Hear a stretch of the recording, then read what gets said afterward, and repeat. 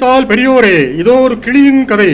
திருவாரூர் கோவிலிலே அந்நாளில் 2 நாயன்மார் சிலைகள் திருட்டு போயின. எடுத்தவன் யார் என்று எல்லாருக்கும் தெரியும். ஆனாலும் உயிருக்கு பயந்து துப்பு சொல்ல யாரும் வரவில்லை. இந்நிலையிலே ஒருவன் கிளியை பழக்கி தூது அனுப்பினான் மன்னவனுக்கு. எப்படி? கிருஷ்ணதேவராயா, கிருஷ்ணதேவராயா, முன்னாள் 63 இருந்தார், இந்நாள் 2 ஏகினார். எடுத்துவிட்ட நாகராசன் நம்பி இருக்கின்றான், கண்ணான் நறுக்குகின்றான். கிருஷ்ணதேவராயா, கிருஷ்ணதேவராயா என்று பொறுக்குமா சிலை திருடியும் கண்ணானும் சேர்ந்தே பிடிபட்டனர். இனி பாணாங்குளம் நாரை கதைக்கு வருவோம். முன்பெல்லாம் நாரை, கூளைக்கடா போன்ற அயல்நாட்டு பறவைகளின் சரணாலயம் நெல்லை மாவட்டத்து 3 அடைப்பு பாணாங்குளம் முதலியவை. பைபாஸ் ரோடு வரப்போய் மரங்கள் வெட்டுண்டன, பறவை வரத்தும் உண்டது. ஆகவே கூந்தங்குளம் பறவைகளின் சரணாலயம் ஆயிற்று. ஆனாலும் அன்றைய பாணாங்குளம் நாரை ஒன்றின் நினைவு வருகின்றது. பொதுவாகவே நாரைகளிடம் ஒரு நல்ல பண்பு உண்டு. இளம் பறவைகள் முது பறவைகளை பேணி பாதுகாக்கும். எனவேதான் முதியோரை பாதுகாக்கும் ரோமைய சட்டத்திற்கு நாரை பெயர் சூட்டினர் ரோமையர். லெக்ஸ் சிக்கோனியாரியா.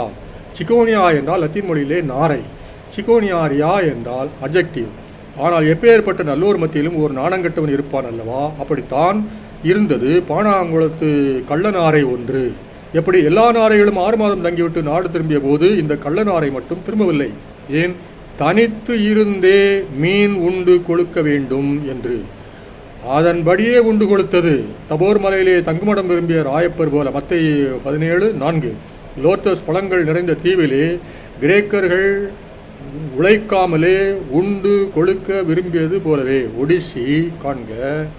அதே போல டெனிசன் எழுதிய லோட்டஸ் ஈட்டர்ஸ். விளைவு மறு ஆண்டு வழக்கம் போல மற்ற பறவைகளும் வந்து 6 மாதம் தங்கிவிட்டு நாடு திரும்பிய போது இந்த நாரையும் கூட சேர்ந்து பறக்க ஆரம்பித்தது தன்னாட்டுக்கு. ஆனால் அந்தோ பரிதாபம் பறக்க முடியவில்லை. பானை வயிற்றை தூக்கி எப்படி பறக்க முடியும்? தேசத்தீர் நமக்கோர் பாடம் இங்கே இருக்கின்றது. வீணில் உண்டு கழித்திருப்போரை நிந்தனை செய்வோம் என்று பாடியது பாரதி மட்டுமல்ல, பைபிளும் தான். நீதிமொழி 28:7. ஆகவே உடல் உழைப்பு செய்வோம், உடல் பயிற்சி செய்வோம், உடல் நலம் காப்போம்.